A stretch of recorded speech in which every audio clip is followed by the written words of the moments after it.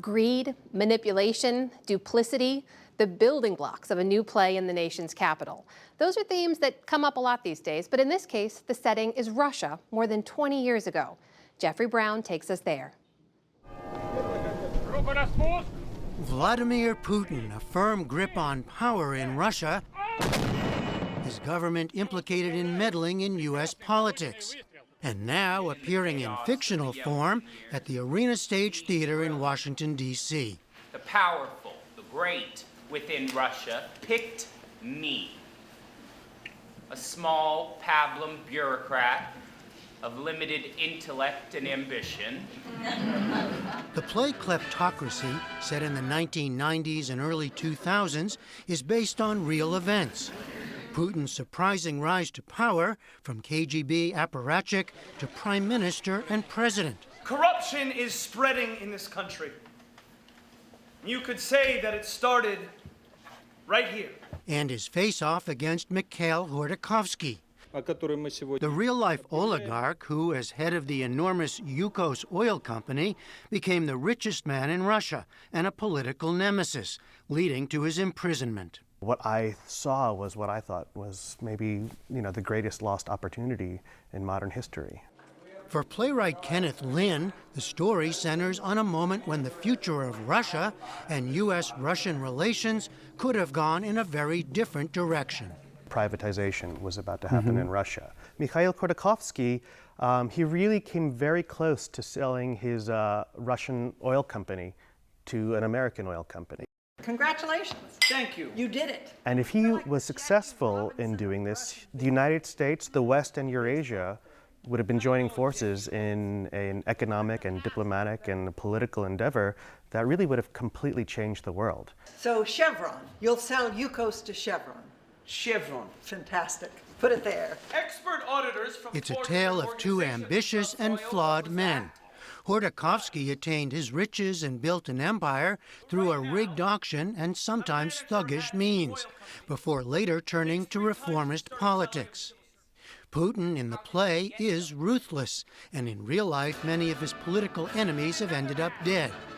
But here he's also a bit of a card, and at times speaks directly to the audience. Khodorkovsky rose to become the owner of Yukos Oil and the richest man in the history of Russia by employing more cunning, corruption, and deceit than anyone in the country. Those are incontrovertible facts for those of us in the audience who like our incontrovertible facts. It's just gotten stranger and stranger, and he is moving closer and closer to the foreground of our political discussions here. Christopher Geary plays Putin. The truth isn't always what is readily visible. He is based on a very famous person, but he also is a theatrical creation of Ken's mind, and he has colors of Shakespearean kings. I have a plan. And petulant children and deeply wounded souls, and that's just so much fun to play. I'm starting to question all of it. Playwright Lynn was a writer for the over-the-top drama about American politics, House of Cards. A little more of a smile, please. Was that good preparation for looking at Russian politics? For every episode of House of Cards, you had to ideally find equally powerful and equally resolute characters, and they had to act against each other to win out. Are you going to kill him? And certainly what you have here is a play where enormous stakes are on the table, and they need to, play the game at the highest level to come out on top. The first lasting revolution in the history of Russia. Max Vortendijk plays Khodorkovsky. An audience expects to come to see the play and be able to draw very clear parallels. This play is actually about Trumpian America.